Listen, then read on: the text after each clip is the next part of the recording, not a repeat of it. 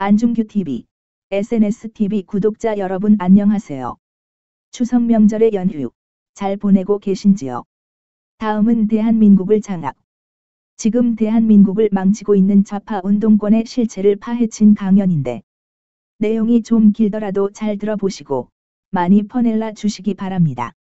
임종석 청와대 비서실장, 더불어민주당 국회의원 등 대한민국 좌파 운동권의 실체를 잘 알 수 있는 내용으로 서울대 트루스포럼에서 기획한 전 전대협의 연대사업국장 이동호 님의 강연인 좌파의 불편한 진실을 정리한 내용을 안중규TV, SNSTV가 리메이커해서 올립니다.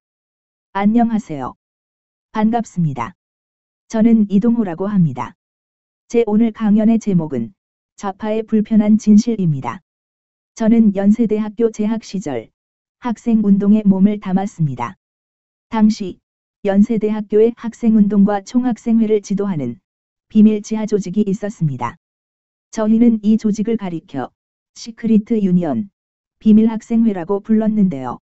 제가 중앙위원으로 있었고 그때 제 지도를 받던 후배가 지금 더불어민주당 원내대표로 있는 우상호입니다. 이후 저는 전대협 연대사업국장을 맡았습니다. 당시 전대협 연대사업국장은 서총련에서 대행했기에 저는 서총련 사업국장과 전대협 연대사업국장을 겸임했습니다. 그때 전대협 1기 의장이 지금 더불어민주당 국회의원인 이인영이고 2기는 오영신입니다. 그리고 여러분에게도 익숙한 이름이겠지만 제가 전대협 3기 의장 교육훈련에 들어가서 교육한 친구가 바로 임종석입니다. 당시에는 항상 학생운동을 지도하던 배후의 지하 조직이 있었습니다. 전대협이 전면에 나와 있지만 그 뒤에는 배후 조직이 있는 겁니다. 이 배후 조직 가운데 제일 큰 조직이 반미청년회였습니다. 이 반미청년회의 의장이 조혁이라는 고려대학교 친구였고 그 밑에서 조직 책임을 맡고 있던 친구가 얼마 전 더불어민주당 대통령 후보 경선에 출마했던 충남도지사 안희정입니다. 저는 조통그룹이라는 조직에서 활동했습니다. 이른바 조국통일운동을 표방한 조직이었는데 기억하시겠지만 임수경 씨를 북한으로 보내 청년 학생 축전에 전대협 대표로 참가시킨 단체입니다. 학생운동 시절 저는 대한민국은 태어나지 말았어야 할 나라라고 생각했습니다. 이렇게 주사파들의 역사인식은 대한민국은 태어나지 말았어야 할 나라로 무장되어 있습니다. 제가 그동안 편협하게 공부한 바에 따르면 박정희 대통령은 일본 이름을 가진 일본군 장교 출신이었습니다. 그걸 대학에 들어와서 처음 알았어요. 이승만이란 사람은 평생 동포의 후원금으로 생활한 사람이라고 가르치더군요. 저는 정말 그런 줄만 알았습니다. 게다가 그들은 대한민국은 미국의 식민지이며 이런 현실이 계속된다면 대한민국 민중들의 삶은 훨씬 더 나빠질 것이다라고 말했어요. 저는 정말 그렇게 믿었습니다. 당시에 나왔던 경제학 서적들도 대부분 이런 믿음을 뒷받침하는 내용들이었습니다.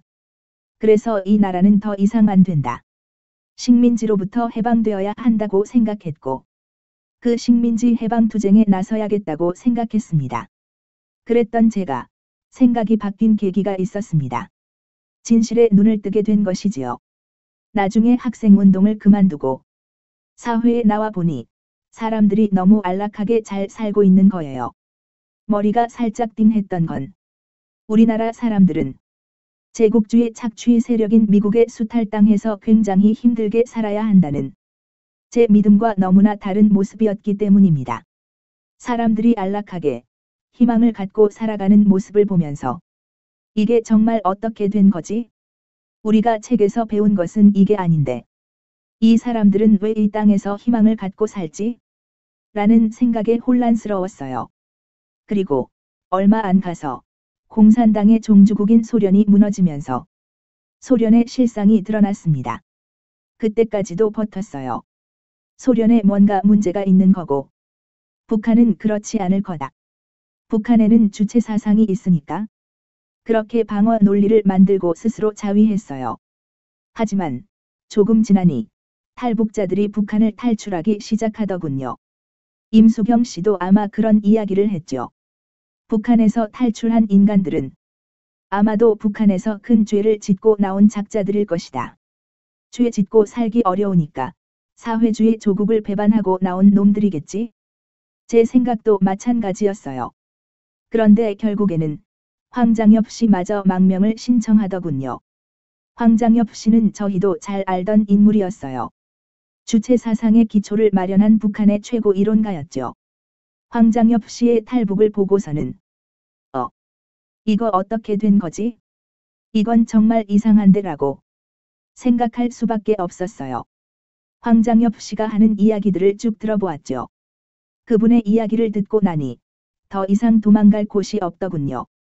제가 책에서 본 북한과 실제로 북한에서 살던 사람들, 황장엽 씨가 증언한 북한은 완전히 다른 곳이었어요. 민중의 나라가 아니고 민중이 주인되는 나라는 더더욱 아니며 오히려 민중이 착취당한다는 대한민국보다 훨씬 처참하고 기본적인 인권조차 없는 노예 같은 삶을 사는 곳이었어요. 저는 그 실상을 들여다보지 못하고 북한과 소련을 최고로만 알던 무지몽매한 인간이었던 겁니다. 저는 소련의 모든 인류의 희망이 있고 북한의 한민족의 희망이 있다고 믿었던 지적전능하였어요. 제대로 사실을 보지 못하고 의심해 보지도 못한 채로 이런 망상에 빠져 있었던 겁니다. 정말 고통스럽고 힘들었어요. 그동안 제가 알고 있었던 것들이 전부 부정당하면서 몇 년을 헤맸던 것 같습니다. 문제가 있다고 느끼면서부터 깨어나올 때까지 필요했던 시간이 약 10년 정도 걸렸던 것 같아요.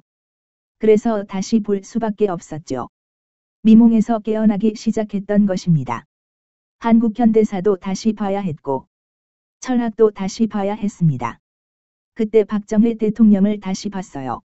이승만 대통령도 다시 보고 이승만을 다시 접하고서 흐르는 눈물을 감출 수가 없었습니다.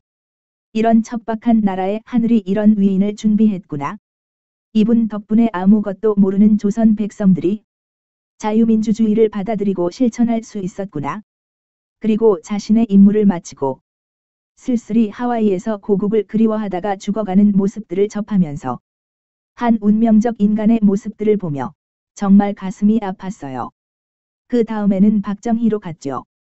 아니, 민중을 수탈한다는 나라에서 점점 더 부익부 빈익빈이 된다는 나라에서 대한민국의 중산층은 계속 커져갔어요. 제 믿음에 따르면 대한민국이란 국가는 겁대기밖에 안 남아야 되는데 오히려 그 반대로 훨씬 더 번창하고 있었어요. 국민들의 삶은 훨씬 더 나아졌고 이 객관적 사실을 절대로 부정할 수 없었어요. 아니, 도대체 뭐가 어디서부터 잘못된 거지?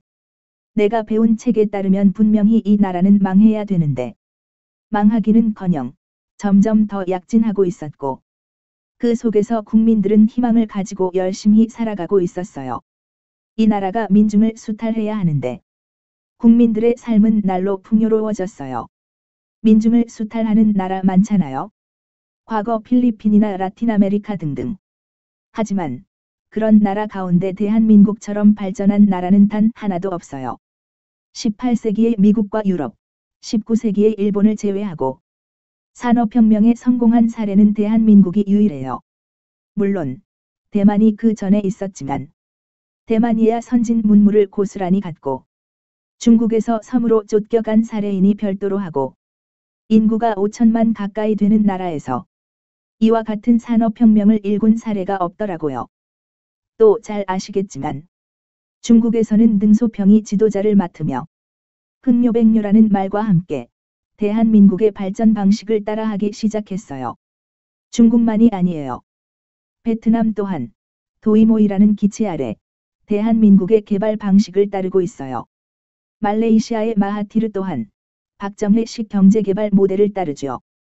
지금까지 제3세계 국가가 산업혁명을 이룰 수 있는 방법 가운데 검증된 방법은 대한민국의 경제개발 모델이 유일합니다. 세계사의 유일한 사례를 일군 겁니다.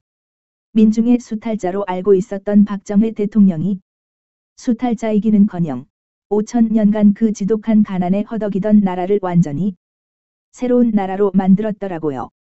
그분 영전 앞에 머리를 숙이지 않을 수 없었어요. 내가 틀렸습니다. 당신이 옳았고 나는 바보였습니다. 박정희 대통령 영전 앞에 머리를 조아리며 글을 하나 올렸습니다. 당신은 적인 줄 알았지만 영웅이셨습니다. 당신의 영전 앞에 부끄러움과 죄스러움으로 가득한 저의 머리를 숙일 수밖에 없습니다. 라고 참회의 글을 바쳤죠. 이것이 바로 그동안 제가 살아왔던 이야기입니다.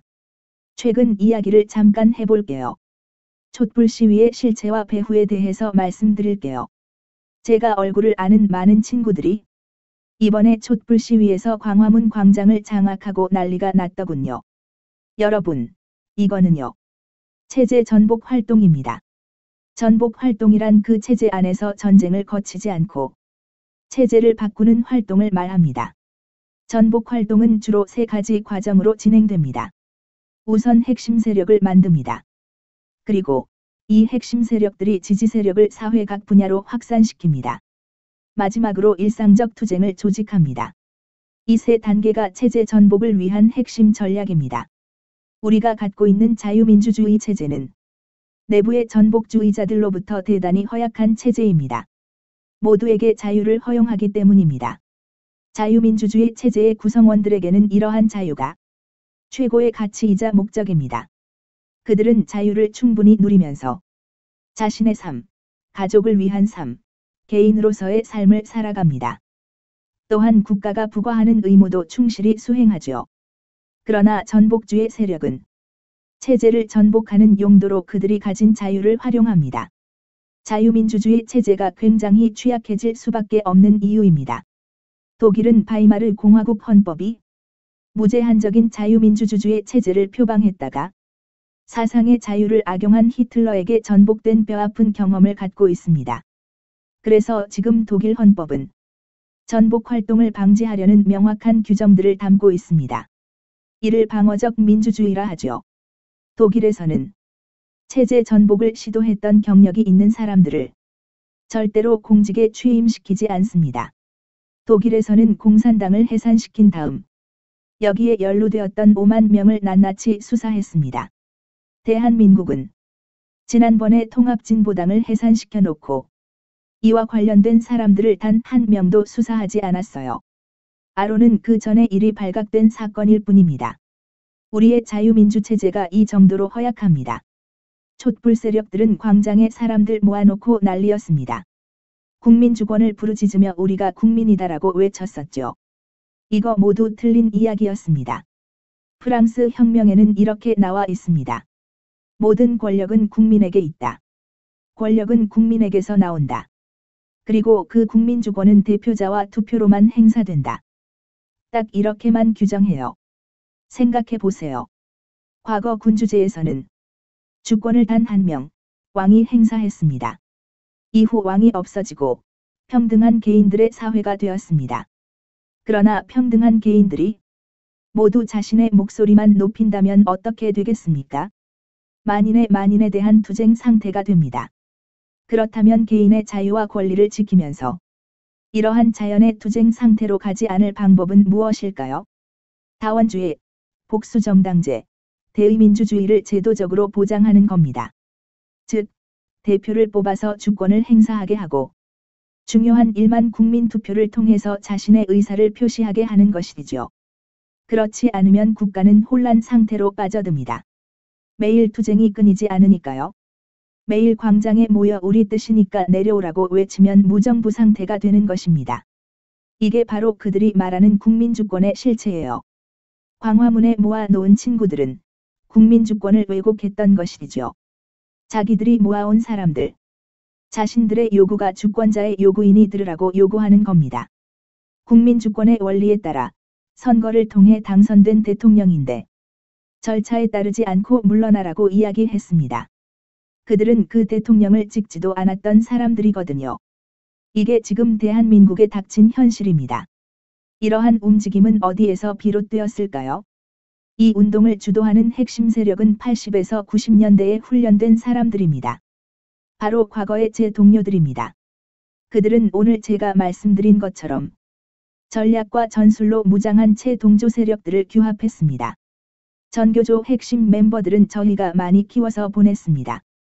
주체 사상과 북한의 혁명 역량으로 그 사람들을 무장시켰어요. 바로 저희가 했던 일입니다. 언론계는 물론이고 법조계도 많아요.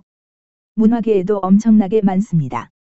그들이 지금 핵심 정예 분자들의 기획에 따라 각계 각 분야에서 동조하며 이 사회를 좌편향으로 투쟁 일변으로 몰아가고 있습니다. 집요하게 진행되어 온 체제 전복 기도의 예를 들어 보겠습니다. 아시겠지만 2002년도에 미선이, 효순이가 교통사고를 당했습니다. 불행한 일이죠. 여중생이 길을 걷다가 미군 장갑차에 깔려 죽었으니까요. 잘 아시죠? 장갑차가 시야가 확보가 안 되는 겁니다. 방향을 틀 때 주위가 잘 안 보이는데 그걸 못 봐서 안타깝게 여중생을 친 겁니다. 2002년도에 난리가 났습니다. 미선, 효순이 살해한 미국 놈들 몰아내자고 결국 그 당시 유력한 대선 후보인 이회창 씨가 나와서 사과를 했습니다. 2008년 이명박 정부가 들어서고 한미 FTA 협상을 했습니다. 아시지만 요즘은 미국에서 한미 FTA 재협상하자고 하잖아요. 그때 이른바 좌파 지식인들은 하나같이 외쳤어요. 대한민국은 미국의 속국이 될 거라고요. 그런데 실상은 어떤가요? 이제 미국이 바꾸자고 하잖아요. 그리고 FTA 중에서도 특히 쇠고기를 갖고 문제를 만들었어요. 대한민국 사람들은 특별히 광우병에 약한 체질이어서 미국산 쇠고기를 잘못 먹으면 광우병에 걸릴 위험이 높다라는 유언비어를 퍼뜨렸죠. 그때 어린애들까지 나섰어요. 왜 그렇게 위험한 쇠고기를 들여와서 대한민국을 죽음의 공포로 몰아가느냐고. 지금 미국산 쇠고기 많이 먹지만 광우병 걸린 사람 하나도 없어요. 그때 그런 주장을 했던 사람들 지금 어디 갔는지 모르겠어요. 경제 망한다 했던 사람들. 미국이 우리에게 죽음을 강요하고 있다고 생명 주권을 주장했던 그 엄청난 용사들. 다 어디 갔냐는 말입니다. 그들이 막 출범한 이명박 정부를 완전히 무정부 상태로 만들었어요. 광화문을 몇 달간 장악했잖아요. 정부가 절절맸어요. 농림부 장관이 나와서 설득해도 안 되고 그래서 결국 장관까지 갈게 만들고 난리가 났었잖아요. 대체 왜 이런 일이 일어난 걸까요? 다시 말하면 그들에게 중요한 건 진실이 아니었던 거예요. 핵심 정예 분자들의 기획에 따라서 그들에게 동조하는 사람들의 선동에 따라서 어떤 꼬투리만 잡히면 전부 정치 투쟁과 권력 투쟁으로 몰아간 겁니다. 마침내 2016년도에는 최순실 사건이 터졌어요. 언론이 난리가 났었죠. 한번 생각해 보세요. 그 사람 이름도 최서원으로 바꿨더라고요. 그런데 멀쩡한 지금 이름을 놔두고 왜 최순실이라고 부르나요? 최순실이라고 불러야 멍청해 보이잖아요. 뭔가 촌스러워 보이고 뭘 잘 모르는 무지한 여자라는 느낌이 들고. 그런데 나중에 보니 최서원 씨는 외국에 유학도 다녀왔더라고요. 압구정동에서 학원을 해서 성공하기도 하고. 그런데 완전히 아무것도 모르는 일자무식의 여자로 몰아갔잖아요. 그리고 또 있었죠. K스포츠 재단의 정동춘이라는 사람은 최서원 씨가 다니던 안마시술소의 원장이었다고. 모든 언론이 난리였죠. 국민들도 완전히 꼭지가 돌았죠. 저도 마찬가지였습니다. 야, 세상에 해도 너무한다. 어떻게 안마시술소 원장을 공익재단의 이사장으로 앉히냐? 나중에 얘기 들어보니까 어때요? 멀쩡하게 서울대 나온 사람이더라고요. 서울대에서 체육학을 전공해 박사학위까지 받은 서울대 체육학 박사였어요. 할 만한 사람이 한 거죠. 그런데 온갖 언론들이 그렇게 몰아붙였어요. 결국에는 어떻게 되었나요? 이게 나라냐 외치고 광화문에 대중들을 동원하기 시작했죠. 그 다음에는 국회가 나서서 대통령의 법률 위반이 확정되지도 않았는데 탄핵소추안을 의결했죠. 물론 여당 내 일부도 동조했고요. 그리고 헌법재판소를 협박하기 시작했어요. 탄핵소추안을 인용하지 않으면 혁명이 일어날 거라고. 어떻게 되었나요? 헌법재판소가 그 협박에 굴복했고 결국 대통령은 아직 자신의 죄가 뭔지도 모르는 채로 탄핵을 당해서 감옥에 가 있어요. 본인은 부인하고 있잖아요. 그러면 확정되기 전까지는 무죄 추정 아닌가요? 저는 이게 전복 활동이라고 생각해요. 이 모든 과정이 결국 국가 전복 활동이라는 하나의 목표로 수렴되는 겁니다. 폭력을 동원하지 않은 전복 활동이 대한민국 사회에 벌어지고 있고, 그러한 전복 활동은 지금까지 제가 설명한 전략 전술을 따르고 있다는 겁니다. 아까 말한 대로 자유민주주의 체제는 내적으로 몹시 허약해서 개인들이 깨어있지 않으면 쉽게 선동에 넘어갑니다. 그리고 상대방의 정체를 모르면 속아 넘어가기 쉽습니다. 저는 젊었을 때 잘못된 길을 갔던 사람으로서 그 정체를 알려야겠다고 생각했습니다. 80년대 학생운동은 70년대와는 또 다릅니다. 70년대에는 공산주의 운동인 막스주의와 레닌주의가 주축이었지만 80년대 중반에 학생운동에 스며든 것은 다름 아닌 북한의 주체사상이었습니다. 주체사상은 북한에서 김일성이 창시했다고 말하지만 사실은 황장엽 씨가 만든 겁니다. 황장엽 씨가 대한민국으로 망명한 다음에 들려준 이야기가 있습니다. 황장엽 씨가 주체사상을 정리한 요약본을 김일성에게 줬더니 김일성이 몇 달간 가방에 넣고만 다니더래요. 읽었냐고 물어보니 읽어야 되는데라는 소리만 계속하더라는 거죠. 또 김영환 씨 이야기로도 자기가 북한에 갔더니 김일성과 주체사상에 대한 토론이 안 되더라는 거예요. 김일성 스스로 창시했다는 주체사상 아닙니까? 어쨌든 북한에는 주체사상과 주체사상에 따른 혁명론이 있습니다. 여러분, 혹시 기회가 되면 보시기 바랍니다. 주체사상은 통합진보당을 해산한 헌법재판소의 판결문에 잘 정리되어 있습니다. 북한의 혁명론도 잘 설명하고 통합진보당이 왜 북한 노선을 따르고 있는지도 잘 정리했어요. 제가 보기에는 국민교재로 상당히 괜찮습니다. 조갑재 씨 책 중에 국민의 무기라는 제목의 책이 있습니다. 이 책에서 통합진보당 해산 판결을 해석해 놓았어요. 가능하시면 그걸 보는 게 좋겠습니다. 이제 주사파의 등장에 대해 주사파가 어떻게 생겨났는지 이야기해 보겠습니다. 학생운동 안에서도 주도권 다툼이라는 것이 존재합니다. 84년도 학생운동 당시 서울대의 김영환 그룹이 학생운동 내부 주도권 다툼에서 밀렸습니다. 이후 이들은 단죄사상 연구라는 조직을 만들어서 단파 라디오로 북한 방송을 청취하기 시작합니다. 최근에 제가 김동식이라는 분과 대담한 적이 있습니다.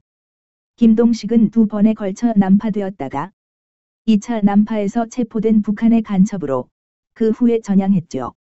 조금만 있으면 책이 나올 텐데 그 책을 보면 우리가 모르던 사실이 나와 있습니다. 68년도에 대한민국의 공안당국이 통일혁명당을 일망타진합니다. 통일혁명당의 하부 세력에 있던 사람이 누구인지 아시나요? 한명숙과 그의 남편입니다. 국무총리를 했던 그 한명숙 말입니다. 한명숙이 바로 통일혁명당의 하부 조직원이었습니다. 서울대 경제학과 출신으로 통일혁명당의 기독교 책이었던 박성준이라는 사람이 한명숙을 끌어들였습니다. 한명숙이 부패 혐의로 감옥에 들어갈 때 국회의원들이 약 5-60명 떴잖아요. 왜 그랬을까요? 남한 주사파의 원조니까요.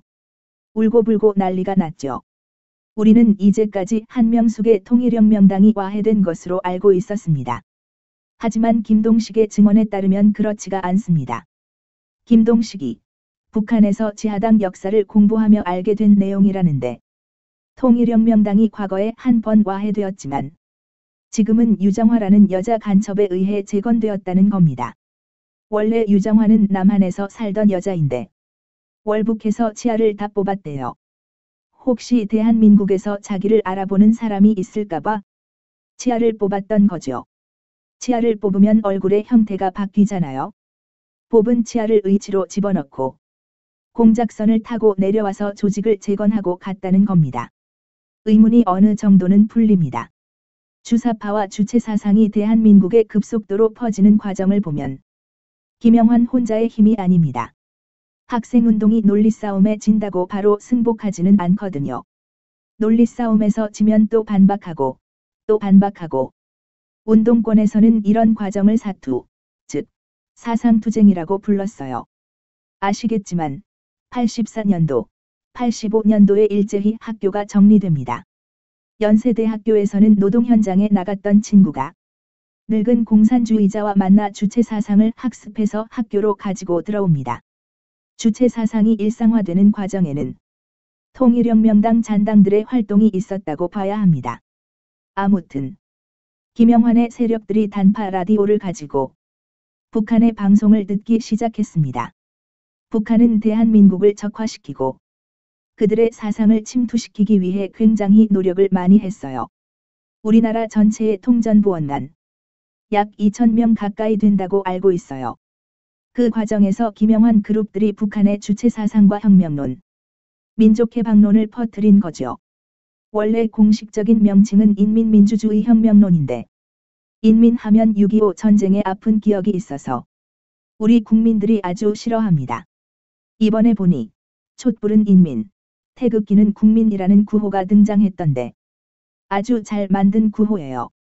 인민이라는 말이 거부감을 불러일으키니 인민에 해당하는 people이라는 용어를 민중이라고 번역했지요. 아무튼 그들이 민족해방을 골자로 하는 민중민주주의 혁명론을 수립하면서 주사파가 탄생한 겁니다. 86년도 건국대 사태 때 이 친구들이 건국대에 모여서 결성식을 벌이다가 정부에 포위되어 1200명이 구속을 당했습니다. 2학년 3학년이 주축이 된 그룹들이었죠. 당시의 주력들도 검거되는 등 일제히 검거되는 과정에서 꽤 많은 피해를 입었어요. 그때 운동권 용어로는 학교 간 연락사업, 연대사업이라는 말을 썼는데 연대라는 뜻을 지닌 페더레이션이라는 단어를 빌려 페더 사업이라고 불렀습니다. 페더생들은 경찰의 추적을 피했어요. 이들이 살아남아서 다시 노선을 만들고 이 과정이 반복되면서 등장한 조직이 반미청년회입니다. 그런데 이 친구들이 노선을 바꿨어요. 실패의 원인을 이렇게 분석했죠. 우리끼리 모여서 국민들하고 동떨어진 투쟁을 하다 보니까 1,000명 넘게 구속을 당하는 거잖아. 그러면서 주체 사상에 나오는 혁명적 군중 노선을 대중노선이라는 용어로 부르기 시작합니다. 대중 속으로 들어가자는 전략을 세운 거죠. 그럼 이제 대중 속으로 침투한 주사파 세력에 대해 알아보겠습니다. 그 전까지는 학생운동을 하는 아이들이 따로 서클을 만들어서 자기들끼리 공부했습니다. 1학년 2학년 중에 세상에 불만 있는 애들을 불러 모아 몰래 술 좀 마시다가 야, 우리 같이 공부해 볼래? 하며 은근슬쩍 끌어들여 공산주의를 공부시켰죠. 그런 아이들이 2학년, 3학년쯤에 혁명주의자가 되는 겁니다. 하지만 그들이 전략을 바꾼 다음부터는 따로 서클을 만들지 않고 학생회로 들어가기 시작했어요. 각 과의 학생회로 침투하기 시작한 겁니다. 이걸 세칭, 전투적 총학생회 노선이라 부릅니다. 총학생회, 학생회를 혁명화하자. 서클로 동떨어져 있지 말고 학생들 속으로 들어가자는 전략을 펼친 겁니다. 그 아이들이 학과를 장악하고 그 과 안에서 무슨 학생회, 무슨 연구회라는 걸 만들었어요. 과 총회도 버리고 거기에서부터 시작한 겁니다. 이렇게 과를 장악해 과 총회의 결의사항이 되면 어떻게 될까요? 학생들이 총회에 참석하지 않아도 자기 과의 결의 사항이니 위임해서 결의한 것이나 마찬가지 아닙니까? 이처럼 각 총학생회를 직접 장악해 들어가기 시작한 거죠. 이인영이 들어오기 전까지 총학생회는 언더조직의 하부였습니다. 언더조직은 몇 명 안 됐고 그런데 이때부터 총학생회에 직접 조직원들을 침투시키기 시작해요. 저도 그래서 연세대학교 학생회에 들어갔죠. 제가 그때 기획부 차장이었어요. 대회 명칭은 기획부 차장이었지만 사실은 총학생회 최고 책임자였죠. 그래서 밤중에는 제가 조직원들, 총학생회 사람들 불러서 투쟁 방침을 설명하고 조직원들이 그날의 한 활동들을 보고받고 혁명가로서 어떻게 살았는지 자아 비판하게 하고 북한에 있는 하부 방침을 그대로 따라했어요. 총화한다는 말 들어보셨나요? 원래 북한에서 다들 모아놓고 그 짓 하잖아요. 우리도 그 짓거리 많이 했어요. 그렇게 총학생회로 침투해 들어갔고 그 위력이 87년도에 발휘됩니다.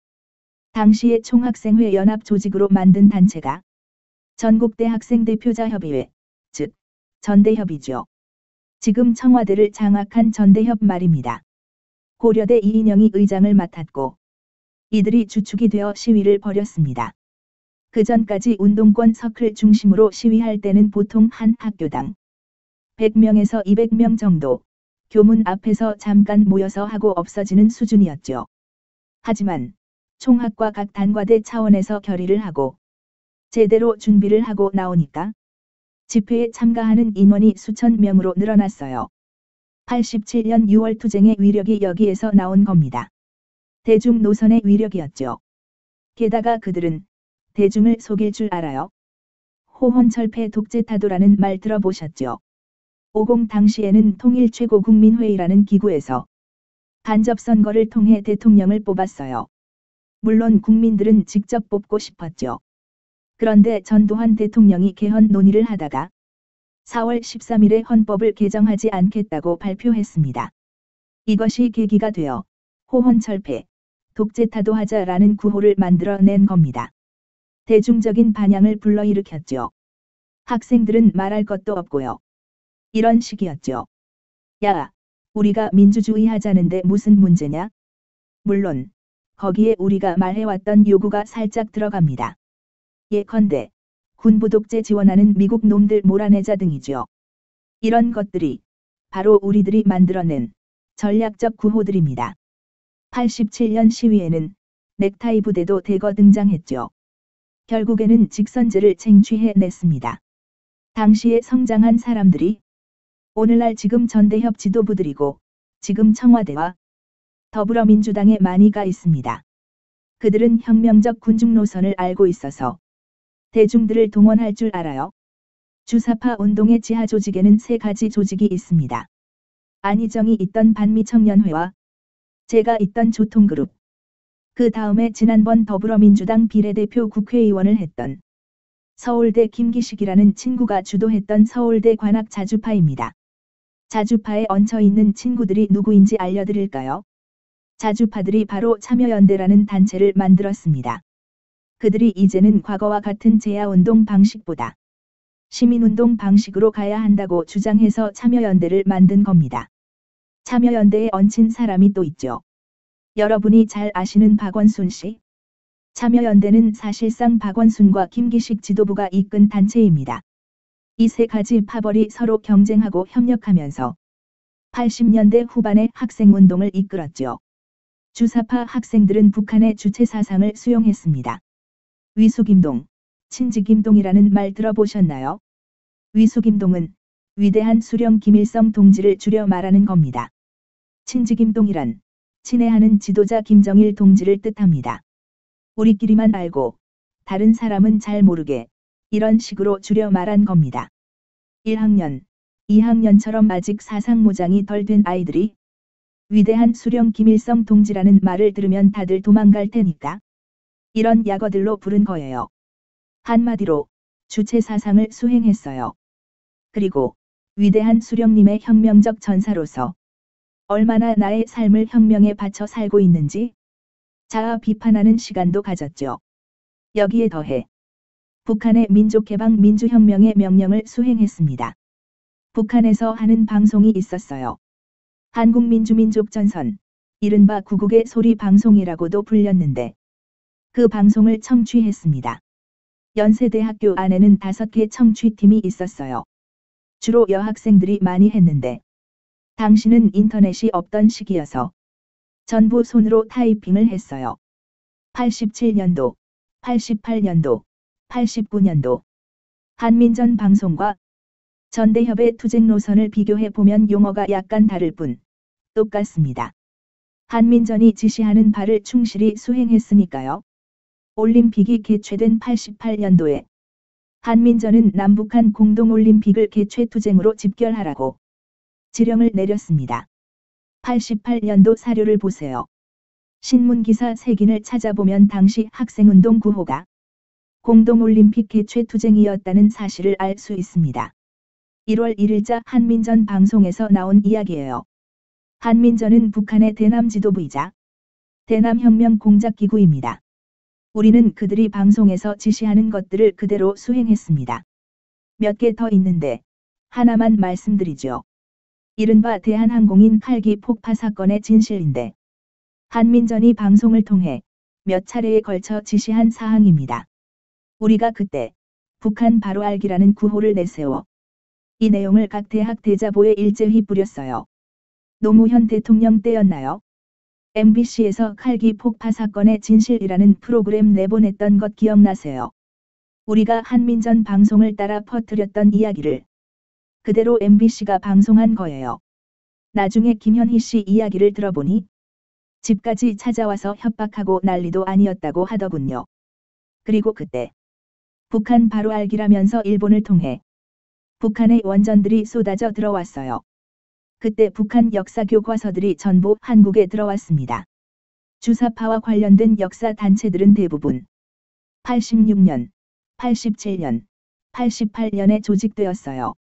우리가 북한 바로 알기 운동을 하던 그때 말입니다. 지금 그들이 역사학계의 주류를 이루고 있어요. 그 주사파들이 역사학계를 장악했기에 지금 대한민국 역사 교과서가 국정교과서를 채택 못하게 된 것이지요. 강점기라는 표현을 예로 들어볼까요? 원래 강점기란 단어는 대한민국 역사학계에 존재하지 않았습니다. 우리는 식민지라는 용어를 사용했지 강점기라는 용어를 쓰지 않았거든요. 강점기는 북한의 역사학계에서 만든 용어입니다. 그 이유가 궁금한가요? 북한에서는 강점기 1기를 일제강점기, 강점기 2기를 미제강점기로 규정합니다. 지금 대한민국 사회가 미제국주의자들의 식민지 통치를 받는 나라다. 라는 것을 표현하기 위해서 강점기라는 용어를 쓰는 겁니다. 지금 우리 역사학계가 모두 강점기라는 용어를 쓰고 있죠. 아마 컴퓨터 자동완성으로 쳐도 식민지라고 치면 강점기라고 뜰 거려. 그 정도로 일상화되어 있어요.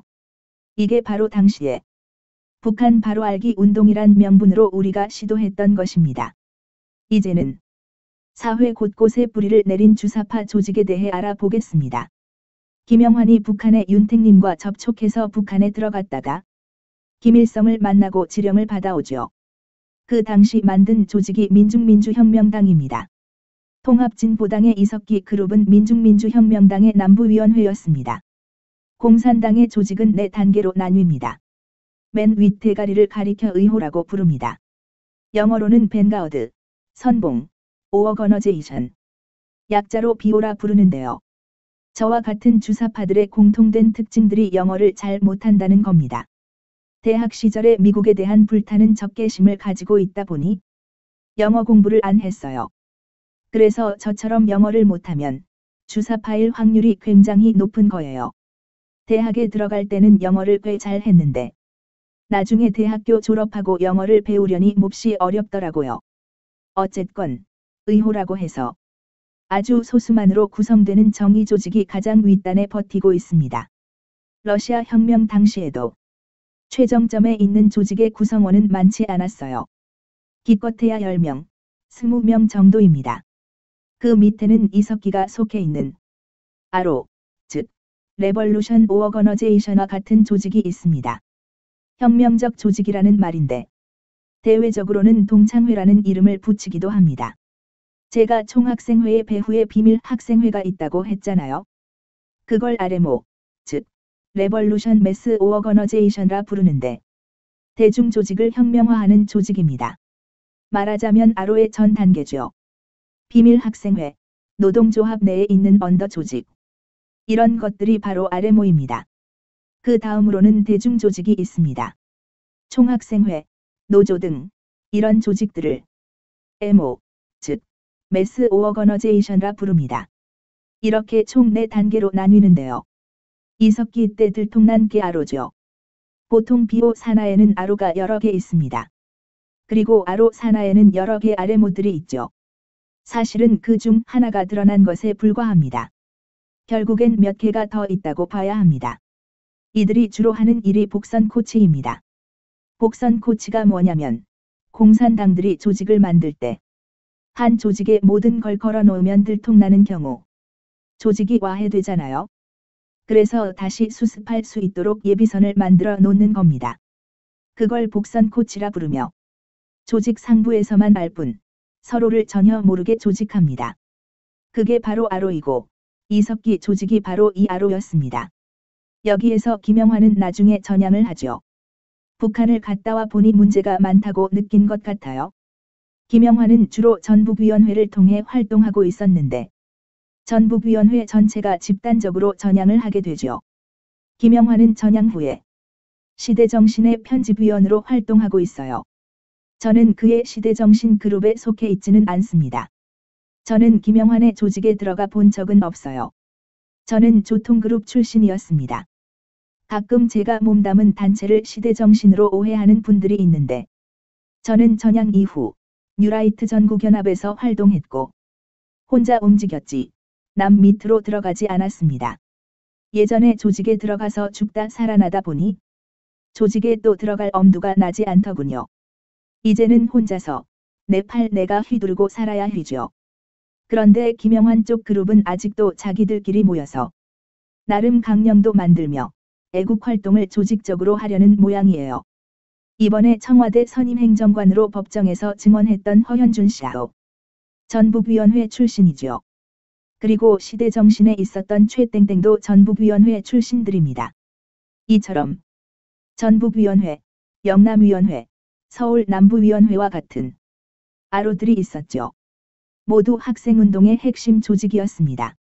이들의 강령은 주체 사상을 지도한다고 강력히 못 받고 있어요. 그 전략 전술을 간단히 소개하려 합니다. 왜냐하면 이들이 도대체 이 사회를 어떤 눈으로 보고 있는지 알 필요가 있어요. 지금도 안 바뀌었고 똑같은 이야기를 하고 있기 때문이에요. 북한이 91년도에 만든 혁명론의 일환입니다. 헌법재판소 판결문에는 주체의 사회변형운동론, 주체의 변형운동으로 소개되었어요. 줄여서 주변론이라고 합니다. 물론 우리는 그 전에도 방송을 통해서 듣고 공부해 미리 알고 있었지요. 당시에 일본을 통해 책자로 들어온 거예요. 김동식이 91년도에 남한에 내려와 보니 북한에서 공부하던 게 버젓이 남한에서 책자로 나와 있어 깜짝 놀랐다는 거예요. 김동식이 어떤 남한의 혁명가에게 내가 간첩이라고 말해 주었는데 전혀 신고할 생각이 없고 오히려 한술 더 뜨더라는 거죠. 혹시 그 책자 원본 좀 구할 수 있냐고 대놓고 로비를 하더라는 겁니다. 그 세력들을 영어로는 NL, PD라 부르는데 왜 NL과 PD라고 했는지 설명해 보죠. NL은 내셔널 리버레이션, 민족 해방의 약자예요. PD는 피펠즈 디마크러시의 약자입니다. PD 측은 대한민국은 자본주의가 고도로 발달한 사회이므로 사회주의로 직행하자, 계급적 차별을 없애고 사유재산제를 폐지하고 곧바로 사회주의로 가자라고 주장합니다. 하지만 NL 측은 아니다. 지금 미제국주의가 워낙 불이 깊으니 미제를 먼저 몰아내고 단계를 거쳐 사회주의로 가자라는 입장이에요. 얼핏 보면 단계적 과정을 밟는 NL이 좀 더 있어 보이죠. 상대적으로 PD는 너무 강경해 보이고 NL, PD의 싸움이 그 싸움입니다. 정의당을 만든 심상정 그룹이 PD 계열이에요. 과거 민주노동당도 그들이 만들었죠. 그런데 NL들이 슬슬 밀고 들어와 쪽수로 PD들을 싹 몰아낸 거예요. 한마디로 PD들이 쫓겨나간 거죠. 종북이라는 말도 애국 진영에서 만든 말이 아니고 저희들끼리 싸우다가 PD들이 만들어낸 용어예요. PD 측에서 야, 너희들은 북한 방송이나 북한 단파 라디오나 듣던 애들이잖아. 북한에 종속된 것들이잖아라고 해서 종북이라는 말이 나온 거예요. 그 내부 투쟁 과정에서 패배한 심상정 그룹이 정의당으로 나와 있지요. 이것이 80년대 사회주의 혁명과 미국 몰아내기 한 학생운동의 민낯이지요. 그렇다면 NL들을 설명해 볼까요? 이들은 당시 대한민국 사회를 민족 노선과 계급 노선이 중첩된 사회라는 시각으로 바라봅니다. 간단히 말하면 이렇습니다. 민족 노선에서는 미제국주의가 이 땅을 식민지와 같이 지배하고 있다고 주장합니다. 일제 때처럼 직접 지배하는 것은 아니지만 미국 대사관이나 상공회의소 등을 통해 미국이 이 땅을 간접적으로 지배한다는 겁니다. 나아가 미국이 자본가들을 자기 편으로 만든다고 주장합니다. NL들은 이러한 자본가들을 가리켜 매판 자본가라고 부릅니다. 미국 제국주의자들에게 흡수된 자본가라는 뜻이죠. 그래서 NL들은 자본가를 굉장히 미워합니다. 제국주의의 앞잡이니까요. 광화문 광장에서 재벌들을 목매달고 난리를 피웠잖아요. 다 이유가 있는 겁니다. 재벌들이 미국의 앞잡이로서 민중을 수탈한다고 생각하기 때문입니다. 이처럼 미국 제국주의자들이 식민지 수탈을 하고 있다는 것이 바로 민족 노선입니다. 그리고 대한민국 사회는 자본주의 발달이 고도화 단계에 있다고 주장합니다. 그래서 그들이 더욱 시급해진 거죠. 공산주의자들은 생산력과 생산 관계를 언급하면서 생산 수단을 가진 자본가가 일하는 노동자들을 착취하는 구조라고 말합니다. 이를 계급적 착취라고 부릅니다. 일터의 중추는 노동자인데 자본가는 일하지도 않으면서 노동자가 일군, 잉여 가치를 착취하고 있다는 거죠. 그래서 민족 노선과 계급 노선이 중첩되어 있다는 말은 제국주의적 착취와 자본가들의 착취가 중첩되어 있다는 이야기입니다. 그렇다면 한국 민족은 미국이 착취하지, 자본가가 착취하지? 한마디로 죽을 지경에 처해야 하는 겁니다. 저도 이 말을 믿고 이 민중들을 고통에서 해방하려면 혁명밖에 없다고 생각했어요. 그런데 실제로 그런가요? 전혀 아니지요. 제가 공부를 해보니 순 엉터리였습니다. 그럼 이제 반미구호의 뿌리에 대해 알아보겠습니다. 이처럼 그들은 미제국주의를 몰아내고 자본가를 축출해 계급적 차별을 없애는 혁명이 이 땅의 진정한 혁명이라고 주장합니다. 그렇다면 그들이 생각할 수 있는 가장 큰 골칫거리가 뭘까요? 미국입니다. 그래서 모든 투쟁을 반미투쟁으로 결집시키는 겁니다. 미선이 효순이 사건이 터졌을 때 반미투쟁이 일어났죠. FTA 협상이 있을 때 반미투쟁이 일어났죠. 최근에는 반미투쟁이 오히려 덜합니다. 왜냐하면 반미 의식이 이미 저변에 상당히 깔려 있기 때문입니다. 중국에서 멜라민 색소로 난리가 났었습니다. 멜라민 색소는 우리의 인체에 해롭습니다. 그런데 반미투쟁을 하는 사람들, 국민의 생명을 위해 애쓴다는 사람들, 다 어디 갔나요? 반중시위하는 장면을 본 적 있나요? 반중시위가 일어날 수 없는 이유는 모든 혁명 역량을 반미투쟁으로 결집하라와 같은 혁명론이 없기 때문입니다. 북한 입장에서 생각을 해보세요. 한미동맹에는 작게 5027이라는 것이 있습니다. 만약에 북한이 대한민국을 침략하면 우선 90일간 한국군과 주한미군이 방어하도록 되어 있습니다.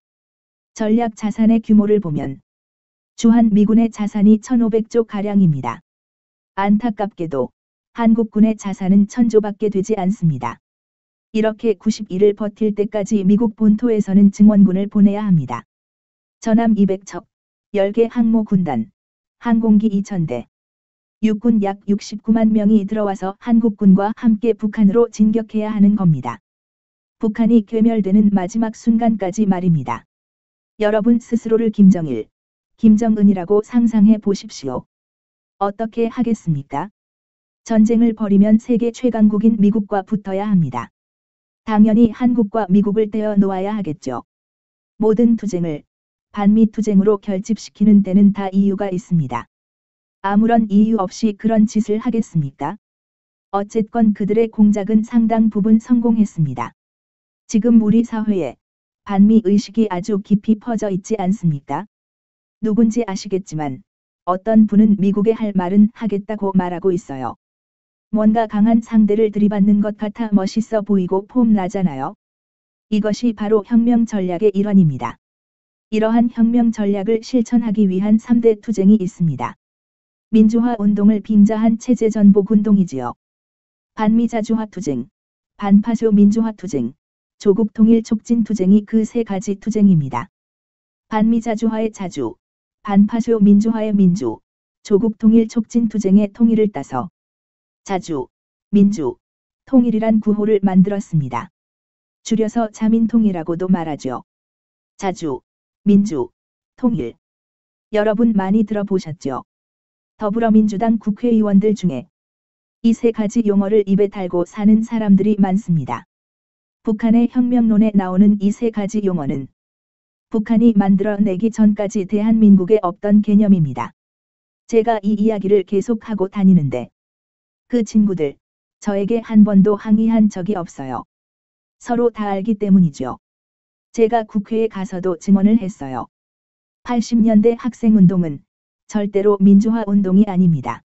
우리는 단 한 번도 민주화 운동이라고 생각해 본 적이 없습니다.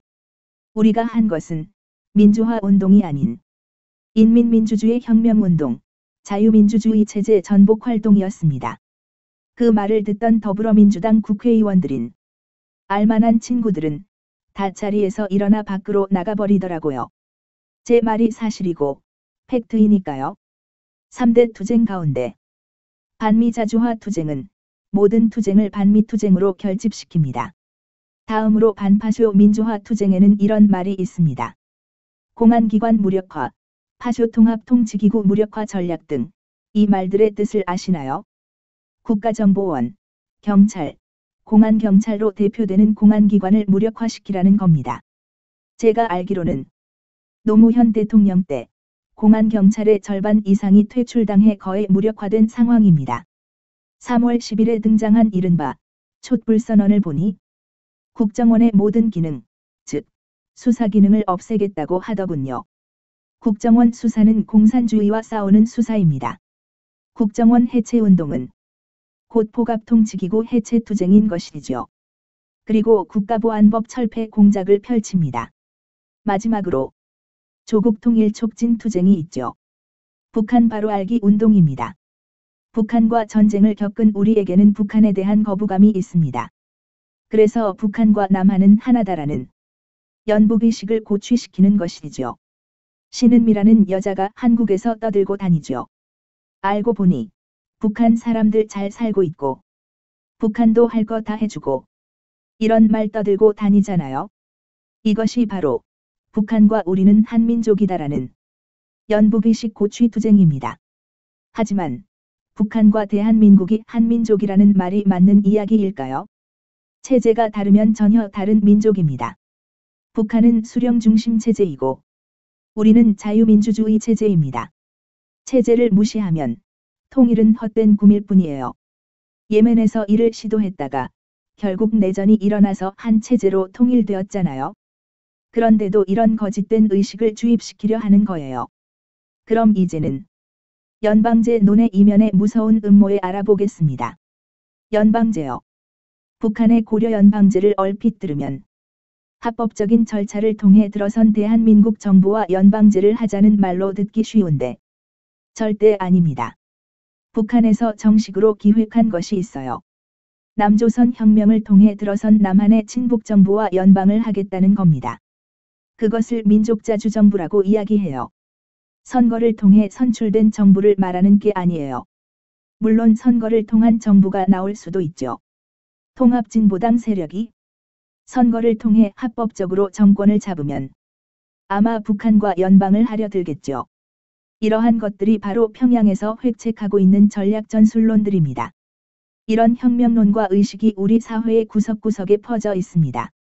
전교조요.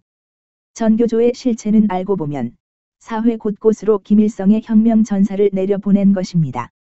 아까도 말했지만 우리가 주체 사상으로 훈련시켜 교육 현장으로 내려보냈어요. 그 전까지는 전부 노동 현장으로 들여보냈거든요. 그러다가 85년도부터 김일성 교시가 내려졌어요.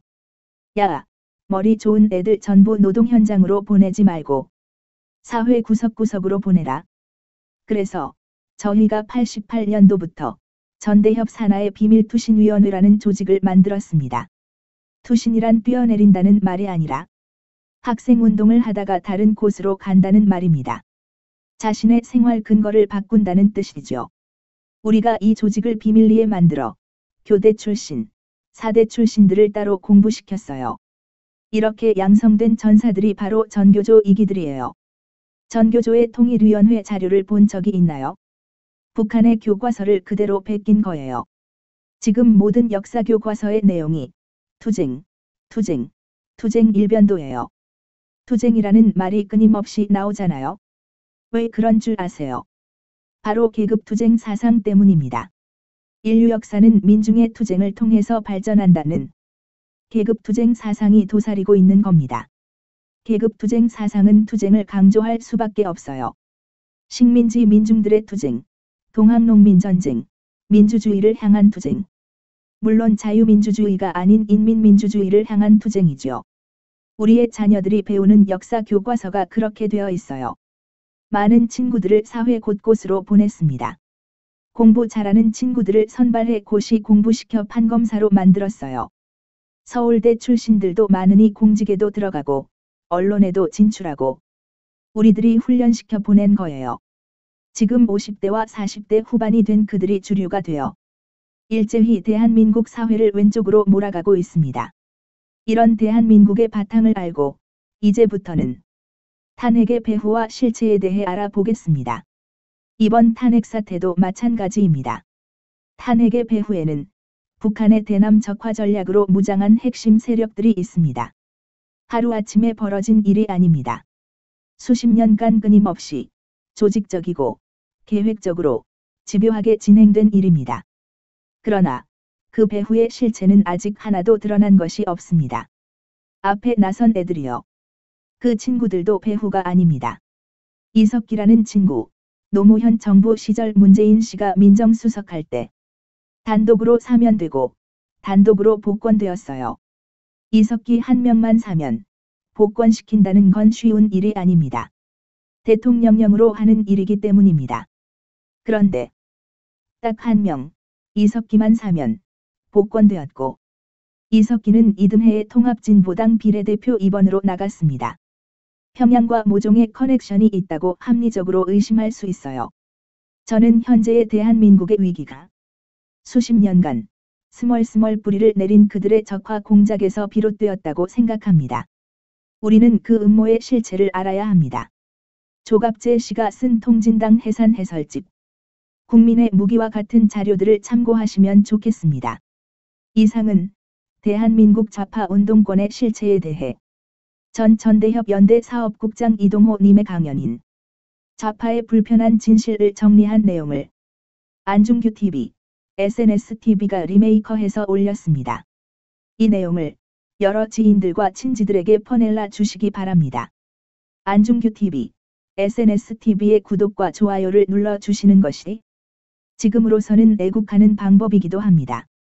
여러분, 긴 내용을 끝까지 들어주셔서 대단히 감사합니다.